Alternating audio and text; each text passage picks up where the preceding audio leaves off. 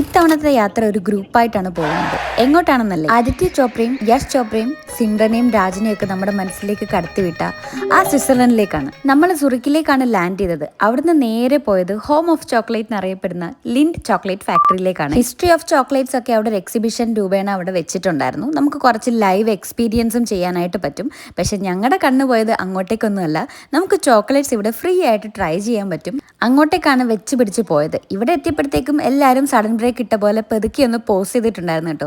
എല്ലാ ചോക്ലേറ്റ്സും നിന്ന് ആസ്വദിച്ച് കഴിച്ചിട്ടാണ് നമ്മൾ ഇവിടുന്ന് ഈ ഒരു സെക്ഷൻ നമ്മൾ കംപ്ലീറ്റ് ചെയ്തത്. ഈ ലിൻ ചോക്ലേറ്റ് ഫാക്ടറിയിലാണ് ലോകത്തിലെ തന്നെ ഏറ്റവും ടോളസ്റ്റ് ആയിട്ടുള്ള ചോക്ലേറ്റ് ഫൗണ്ടൻ ഉള്ളത് കേട്ടോ. ബോറിംഗ് ഒന്നും അല്ലാതെ ഒരു ഇമ്മേഴ്സീവ് എക്സ്പീരിയൻസിന്റെ രീതിയിലായിരുന്നു ചോക്ലേറ്റിന്റെ ഹിസ്റ്ററി ഒക്കെ അവരവിടെ എക്സ്പ്ലെയിൻ ചെയ്തിട്ടുണ്ടായിരുന്നത്.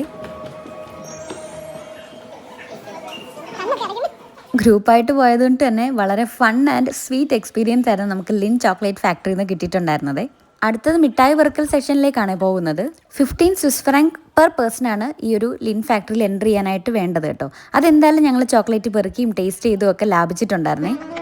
അവിടെ വെച്ച് ഗംഗയിൽ നിന്നും ഒരു പ്രത്യേക തരം ഇവിടുന്ന് നേരെ ഇറങ്ങിയിട്ട് ലേക്ക് സുറിക്കിന്റെ ഒരു വ്യൂ പോയിന്റിലേക്ക് പോയിട്ടുണ്ടായിരുന്നേ. അവിടുന്ന് നേരെ നമ്മൾ റൂമിലേക്ക്. ശേഷം ഇനിയും അടുത്ത പാർട്ട് അടുത്ത വീഡിയോയിൽ കാണാം.